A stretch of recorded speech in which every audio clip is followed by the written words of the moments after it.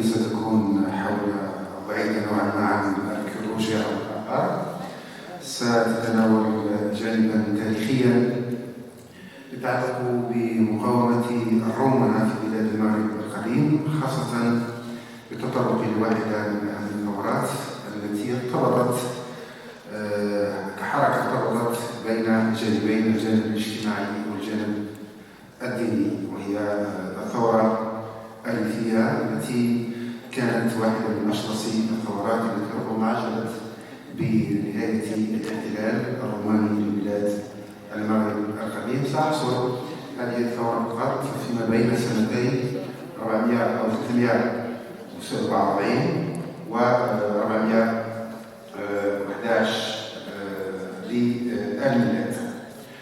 هذه الثورة التي انطلقت من منطقة ماسكورا في نواحي أو خنشلة الحالية في نواحي خنشلة، وسرعان ما تبدأ في تشمل عديد المناطق في الجزائر الحالية، ثم امتدت شرقا وغربا وربما وصلت حتى المغرب الأقصى، حتى بريطانيا الطنجية.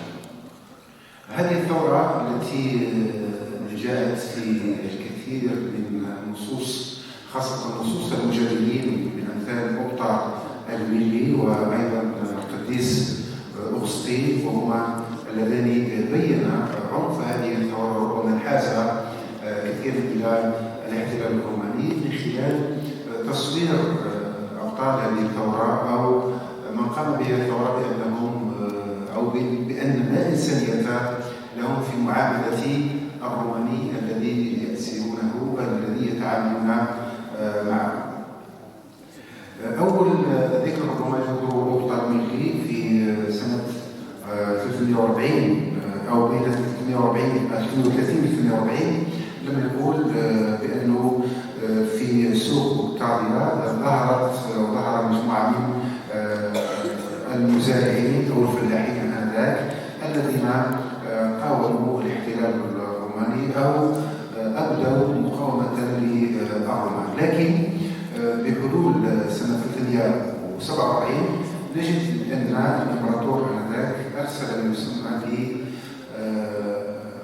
بدعاة بناء الوحدة، خاصة مع ظهور الحركة الديمقراطية التي اشتد عروضها خلال هذه الفترة، وبدأت في عملية مقاومة الكنيسة الكاثوليكية التي تحالفت مع السلطة الرومانية، في حين نجد بأن الديمقراطيين خلال هذه الفترة كانوا قد بقوا كعنصر محلي أو ارتبطوا بالعنصر المحلي على وجه الخصوص من خلال رفضهم لسياسة رومنة الدين المسيحي، خاصة بعد تدخل السلطة الرومانية في محاولة تعليم أسقف قرطاج في سنة 305 قبل الميلاد، وظهور مجمع سيرتا في هذه الفترة، ورفض كل القرارات التي اتخذت من قبل أباطرة الرومان، خاصة في عهد الإمبراطور قسطنطين الذي حاول أن يستغل الدين المسيحي خلال هذه الفترة في صراعه من أجل الوصول إلى العرش، حيث كان يقول مثلا لكي يستجلب الفئة المسيحية: إني رأيت في المنام صليبا وقيل لي بهذا ستنتصر.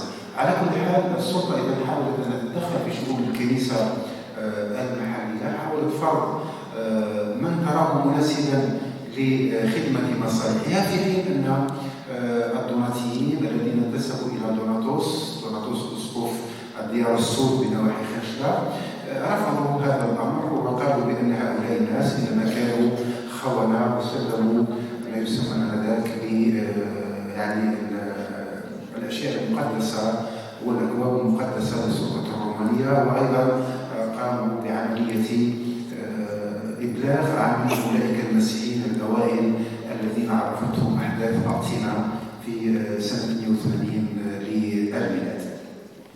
سأحاول أن أختصر عن أسباب ربما هذه الثورة وتحالفها مع الجانب الديني، كيف تحالف الاجتماعي مع الدين في منطقة تعد من أكثر المناطق معناته عطاء بالنسبة للسلطة الرومانية خلال هذه الفترة، خاصة في عملية الاستغلال الاقتصادي الكبير الذي مارسته روما، بحيث أنه في هذه الفترة تزيد أو قبل ذلك تزيد عملية استغلال للأرض، مصادرة الأرض، طرد السكان، تجميع السكان، تحول السكان إلى ملايين يعملون باليوم، وحتى حقوقهم كانت في الغالب حقوق مظلومة من قبل السلطات الاستعمارية الرومانية التي لم تكن حتى لتدفع أجورهم، ونتيجة لكثرة عددهم فإن حتى هذه الأجور كانت تتراجع من سنة إلى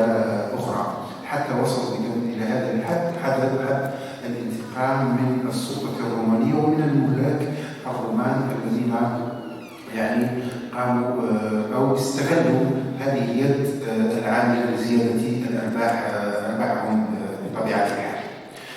في سنة 347 يبعث الإمبراطور آنذاك المبعوثين من أجل الوحدة الدينية، يأتيان إلى مسقول الخشة، يقومان بعملية فرض الوحدة الدينية بين الكاثوليك وبين الدوناتيين.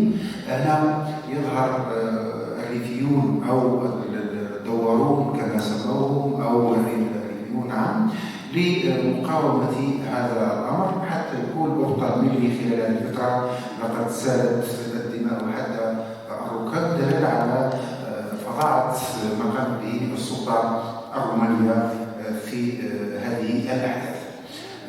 السلطة الرابعة بالنسبة لهؤلاء الريفيين الذين وجدوا السند في الثورة الدوناتية، على اعتبار أن الدوناتيين خلال الفترة استخدموا الريفيين من أجل تخزين الحبوب والدوران حول مخازن الحبوب والاستيلاء عليها، ثم إعادة التوزيع على فقراء منطقة مسقولة والمناطق المحيطة بها.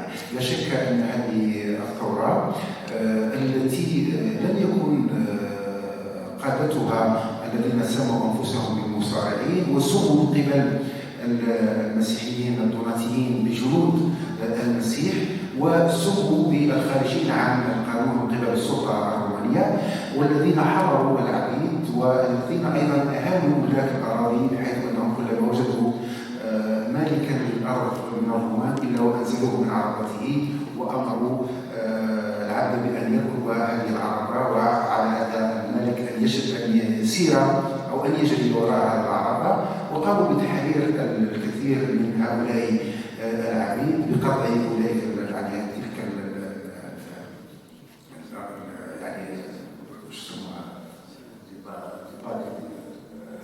يعني التي كانت توضع في رجلهم على أساس أن هذا العبد هو ملك لهذا العبد أو لهذا المالك. حرروا العبيد، امتنعوا أو دفعوا الناس على حتى الملاك عن عدم دفع الضرائب، بل حققوا خسائر كبيرة جدا للسلطة الرومانية خلال هذه الفترة. كان إذن لهم دور كبير في هذا الأمر، وتحالفوا إذن مع الدوناتيين التي أعطتهم الغطاء الديني، وسرعان ما بدأت هذه الثورة تنتشر تدريجيا ولعلها لم تتوقف، وبقيت أيضا تخبو ثم تشتعل مع باقي الثورات التي ستأتي فيما بعد كثورة فيرموس وثورة جلجون في نهاية القرن الرابع. لم تتوقف هذه الثورة، ثورة الريفيين، إلا بعد القرار الذي اتخذ في مجمع قرطاج في سنة 411 بإدانة هذه الثورة الريفية. وبالتالي نقول بأن هذه الثورة سرعان ما يعني أضعفت كثيرا من السلطة الرومانية التي سينتهي وجودها بعد السنوات فقط من الحكم على الثورة الريفية في سنة 429 بدخول البلدان إلى شمال إفريقيا. حاولت أستاذتي أن أختصرها وأن تلتزم بالوقت. شكرا على حسن إصغائكم. شكرا على الأستاذ عبد الحميد عمران على احتفاء بالوقت، يعطيك الصحة. تكلم عن دورات الريفيين أو الدوناتيين مع الكاثوليك. Pour Madame son Excellence l'ambassadrice, donc la communication parlait d'une forme de la résistance à l'harmonisation en quelque sorte donatiste et catholique. Il a pris comme exemple la région de Khenchela, l'antique Mascula, qui se trouve dans l'Est algérien, et se basant bien sûr sur deux sources principales, qui est l'Optate de Milève et Saint-Augustin.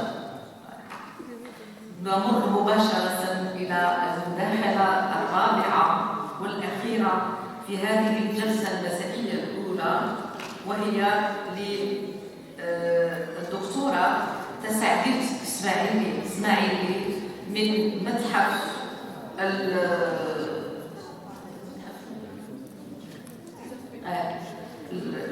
الفنون والتقاليد الشعبية للجزائر العاصمة حول واقع المرأة في المغرب القديم. يعني العنوان شيء باختصار لطيف.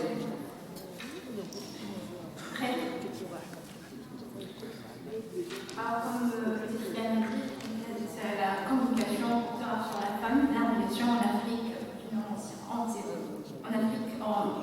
Alors, il faut dire que les rapports entre la femme et la politique dans l'Antiquité sont assez complexes à étudier. Complexes parce que l'environnement hostile à leur participation dans la sphère politique. Dans une société misogène, elle était considérée comme une éternelle mineure, un enfant incapable de prendre en charge sa propre destinée, une esclave soumise à son maître. Complexe également parce qu'elle a eu une influence réelle sur l'enseignement de sa cité, mais aussi sur le gouvernement provincial, sans jamais être investie officiellement les plus hautes magistratures pour cause d'incapacité, comme il est très bien indiqué et exprimé dans les textes juridiques. Les femmes sont tenues à l'écart des fonctions publiques et civiques. Elles ne peuvent être juges ou jurées, tenir des magistratures, paraître tribunal et agir au nom d'autrui ou être procureuse. Quand on parle de la politique romaine dans les provinces en général et plus spécialement en Afrique, on sous-entend la romanisation.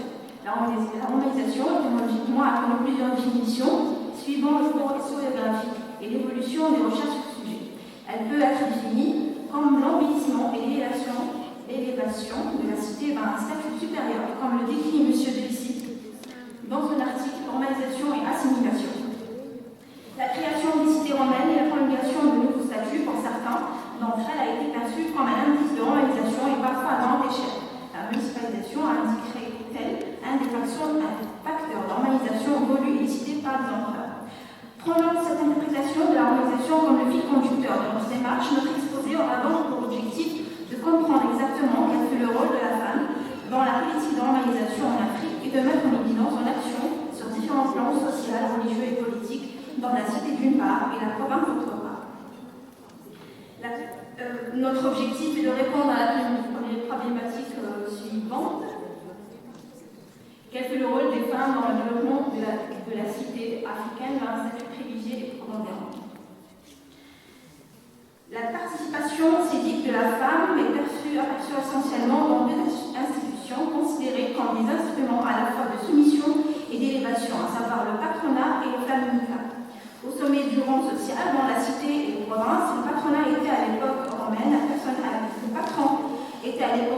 un personnage d'un rang social élevé, choisi par la cité pour défendre ses intérêts devant les autorités provinciales, centrales, et cela pour la promotion de la cité et la promulgation d'un nouveau statut. Elle s'applique également à promouvoir et embellir sa cité.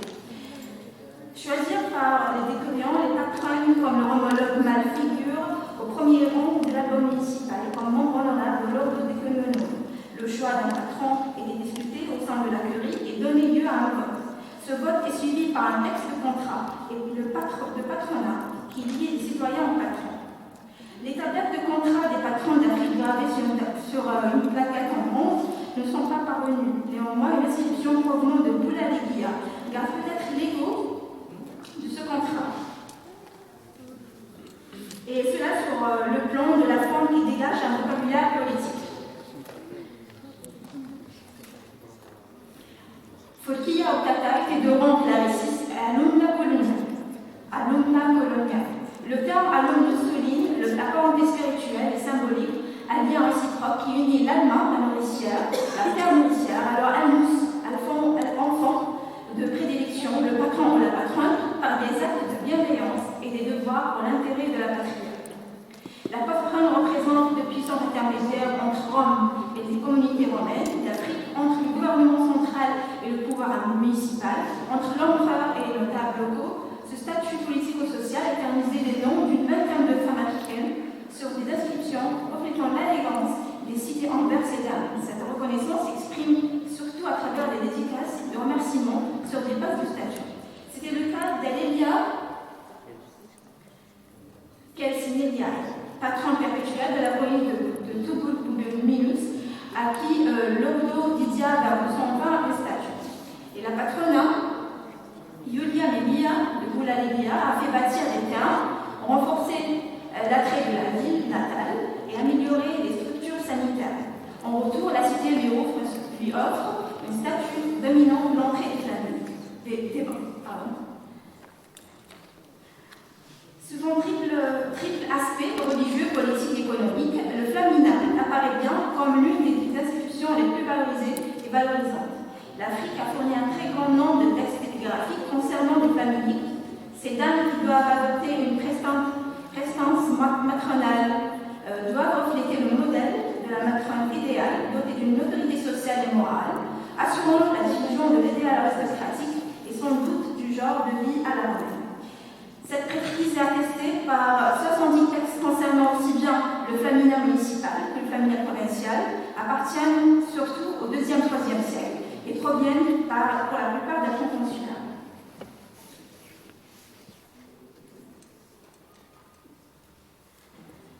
Woutia, l'épouse de Clovius Tertullianus, collateur républicain, elle a exercé le flaminat municipal. Quant à Tiana de Volédilis, c'était flaminat sur toutes les cités de la province d'Angilène, ce qui lui a octroyé le titre de flaminica provincial. Ces inscriptions honorifiques sont de deux sortes, que ce soit la prêtresse ou un membre de sa famille qui fasse un don ou une dédicace à l'occasion de l'accession de flaminat, ou l'inverse, à l'inverse, et comme en réponse, la cité qui remercie la prêtresse pour ses libéralités. Chronologiquement, Fabia Bellam de Volédilis, première flaminique, non seulement première de Volédilis, mais il est bien, comme il est bien indiqué, les mailles, dans le texte, mais la plus ancienne inscription appartenant à une famille qui couvre jusqu'à maintenant. Son nom apparaît sur plus de 7 inscriptions et le nom postal d'origine africaine renvoie à l'origine indigène de son père. Et la flaminique, la plus connue des temps, on revient à Ania Aïlia Estetua de Calama. Ania a reçu 5 statues et célébrée par l'ensemble des citoyens de la ville pour avoir offert un théâtre à la cité. Elle est qualifiée de Flaminica Perpetua. Dans les villes africaines, les flamines ne sont qu'à de très rares occasions les ministres d'un dieu, mais ceux de l'empereur divinisé, associés au culte de Rome, dont le rôle est de s'occuper du culte impérial, mis en place par Auguste. C'est une politique qui donne l'occasion d'abord aux élites de montrer leur attachement et leur fidélité et représente le lien le plus puissant des différentes parties de l'Empire. D'une part, toutes les classes sociales sont concernées par le culte d'Auguste, d'autre part, les différents peuples du monde méditerranéen sont unis dans un seul culte. Le rôle de la flaminique consiste à honorer la Domus Augusta, officier et offrir le sacrifice au nom de la ville en l'honneur de l'empereur régnant, son épouse, l'impératrice et parfois sa mère, au jour de certaines fêtes. S'occuper des temples, de leur entretien, animer la cohésion civique par des libéralités envers le peuple et l'ordo, distribution des sportus, financement de banquets, organisation de jeux, comme c'était le cas pour Malia, le Kounia, le Hachémès, le justice a offert les sportules aux décurions et banquets au peuple. Le rôle de famille consiste aussi à contribuer à l'embellissement de la cité. Askia Victoria de Tuga a offert 20 cistères pour décorer les bâtiments et institua une fondation de 100 cistères en l'honneur de Flaminica de sa fille, Bia Askian.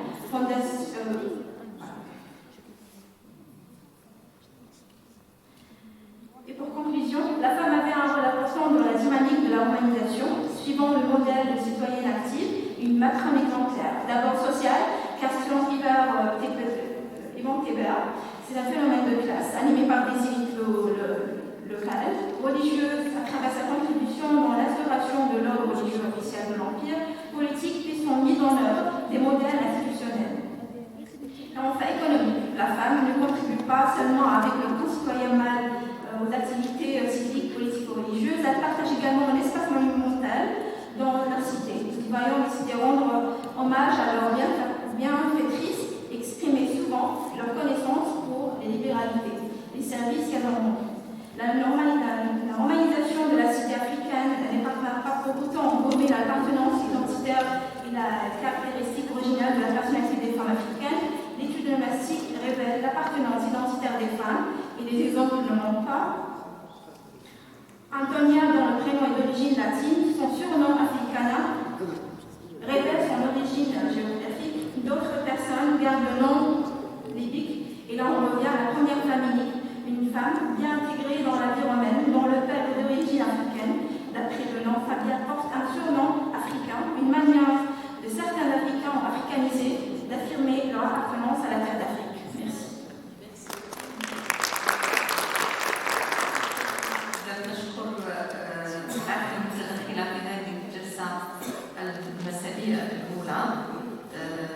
حول المرأة ومختلف الرتب التي تقدمتها من خلال بعض الكتابات اللاتينية التي استعملتها كشواهد الأستاذة. فقط أضيف شيء بالنسبة للمداخلة تاعي، يعني تكلمتي على الرتب هذه comme une patronne, comme une flaminica. Ce sont des femmes qui ont fait des actes d'évergétisme. Donc c'est des femmes évergètes qui ont, par leur acte d'évergétisme, contribué à la promotion de leur propre vie, comme cette Anya de Kalama qui a fait construire le théâtre. C'est juste un rajout. نفتح الآن باب المناقشة ل10 دقائق فقط. تفضل.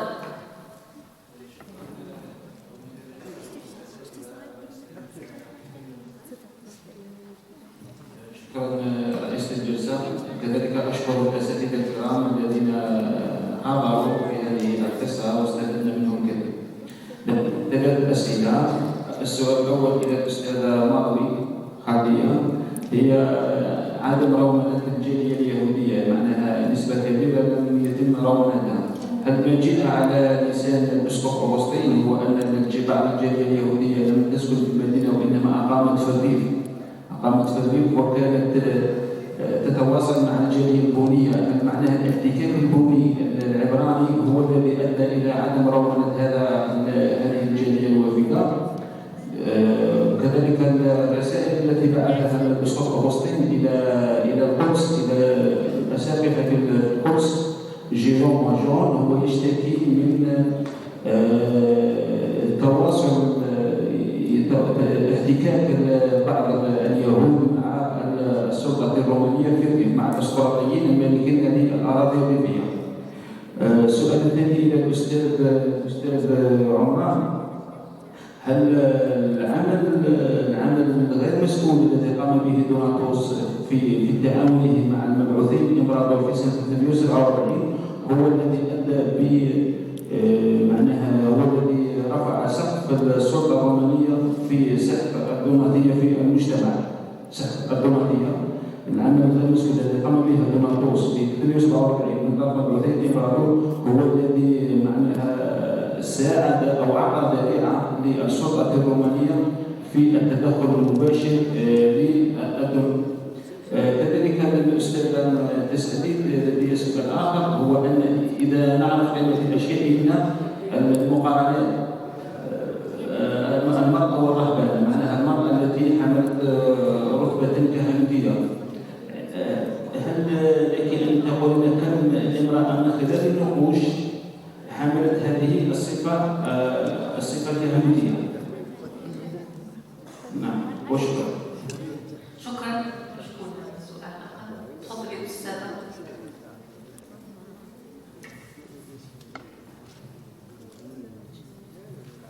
السؤال الأول للأستاذة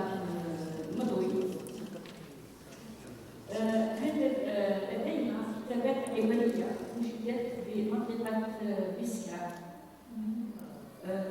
Certaines sources parlent d'une très grande concentration de juifs dans la région.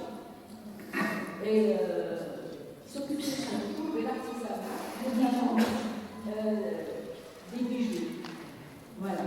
Ça, c'est la question pour Madame Madoui. Concernant Monsieur Lamini. Les monuments de tradition proto-historique n'ont-ils pas été réutilisés? Ça, c'est ma première question. Ma deuxième question est est-ce qu'on peut parler d'évolution architecturale? Parce que quelle est l'évolution du tumulus vers la basilique, en sachant pertinemment que jusqu'à aujourd'hui, nous retrouvons des tumulus dans le Grand Sud. Par exemple, les nomades, quand ils se déplacent, quand un de leurs membres meurt, ils ne vont pas chercher à aller l'enterrer dans une nécropole, dans un cimetière carré. Donc, ils l'enterrent sur place. Et c'est quoi? C'est une fosse simple, on enterre les morts et on met un tas de pierres dessus. Donc, c'est vraiment le type de tumulus le plus simple qu'on peut trouver en Afrique du Nord. Voilà, ça c'est mes questions. Merci. أستاذ توفيق حموم. شكرا وشكرا على المداخلات. عندي وجهة نظر أخرى بخصوص المداخلة فيما يخص الفلامينيزا. احنا الموضوع تاع الملتقى هو la romanisation et la résistance, la politique de la romanisation. Maintenant, si on veut chercher la résistance par rapport à cette romanisation, il ne faut pas chercher dans le flaminique, dans le culte intérieur. Au contraire, là, c'est une forme d'assimilation par rapport à la romanisation. Il faudra chercher justement cette résistance dans le culte païen, le culte classique, où la femme, donc on se tient au sujet de la femme, elle avait quand même un rôle très important dans la conduite des cultes païens. Prenons l'exemple de tout ça, le culte de Cérès, le culte lié à la terre. Les Africains sont très attachés à la terre. Je vous donne un exemple, c'est ça. Nous avons un collège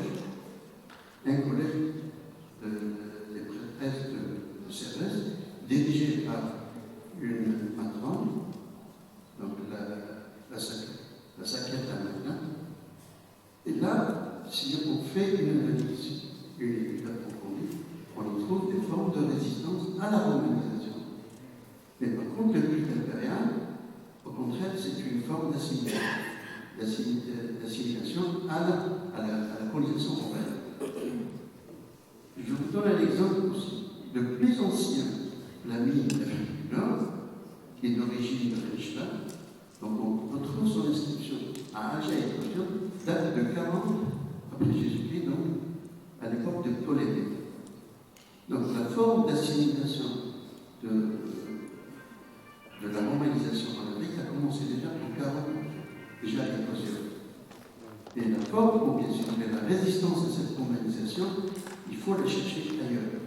Parce que le flaminica, c'est une forme d'assimilation à la politique romaine, donc par rapport au sujet du peuple. Voilà, c'est juste un aperçu et un avis. Merci. Personnel pour justement le débat qui devrait se tenir autour de cette question de la romanisation et de la résistance. C'est vrai que la femme dans le flaminica joue un rôle très important, mais le problème se pose dans la résistance ou l'assimilation. Voilà. Son excellence. Madame la Présidente. Ah oui, d'accord. Je ferai supplément sur ça, tout simplement parce que ça concerne le même sujet. J'ai une question. La première était dans les années 40 de notre ère. La dernière flaminica, c'est quand? Est-ce que c'est avant ou après l'édit théodosien interdisant aux moyens d'avoir des offices publics? Parce que si c'est après, dans ce cas, on a une résistance à l'Empire. Mais si c'est avant, non, c'est toujours la romanisation.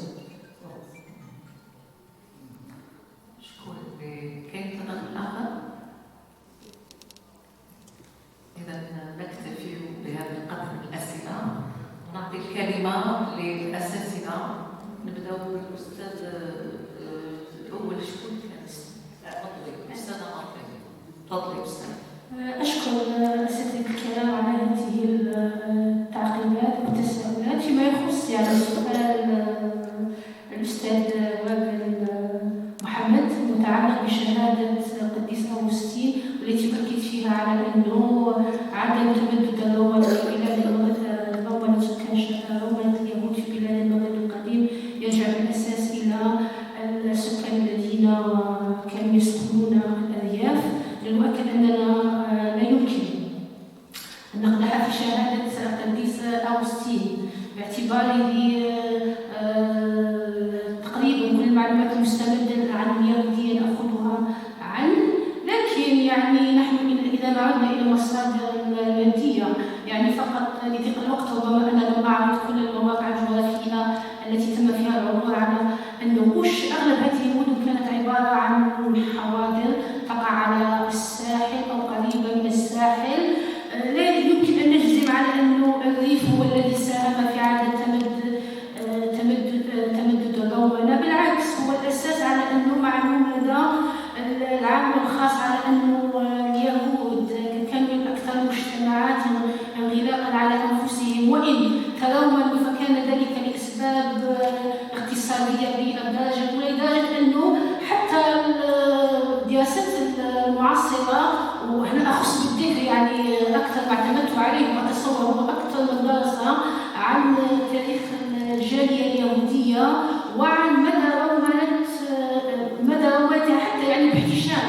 لما نعود إلى يان باك استحى حتى أن يقول رومانة، يعني بالنسبة إليه لم تكن رومانة، ما قالهاش بالحرف واحد رومانة، دراسة فقط أعطانا معطيات عن مدى تمسك الجالية اليهودية بهويتها من خلال اللغة، من خلال الأسماء، يعني ما كانش يعني مصطلح رومانة. ولهذا قلت على أنه بالنسبة لليهود عدم انتشار رومانة بينهم بشكل كبير يعود لطبيعة الهوية اليهودية ومستند أساسا يعني للمعتقد اليهودي الذي ظلوا محافظين عليه بشكل كبير واضح.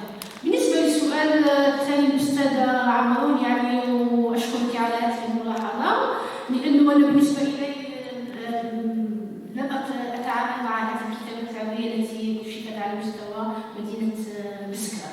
يا حبذا يعني لو تزودينني يعني هذه المعلومات حتى أضيفها إلى الدراسة التي أنجزتها، حتى تكون يعني دراستها دراسة أعتقد أنها تكون شاملة. شكرا. هو أحسن واحد عمل على الجودايزم والكتابات هو يعمل البوهاك، يمكن نرجع إليه حط كاع ليست تاع الكتابات العلمية.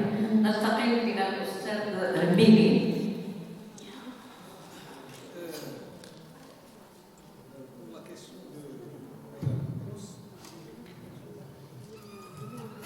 La question de Madame Anous, je ne vais pas vous apprendre plus que vous connaissez sur le monde des étudiants, parce que je suis spécialiste déjà, d'une manière bien précise, mais ce que je veux dire concernant l'étude humaine, vous savez, c'est très complexe d'étudier un étudiant, surtout quand la norme est réétudiée. Pour connaître, pour élucider ce problème, il faut être spécialiste, bien sûr. Il faut d'abord savoir comment décider des pratiques, et puis grâce à l'archéologie, on a compris beaucoup de choses concernant les réutilisations, les inhumations et traditions suivies par des rites funéraires d'une époque à l'autre. Quand vous parlez d'un Temminus, c'est une femme de cercle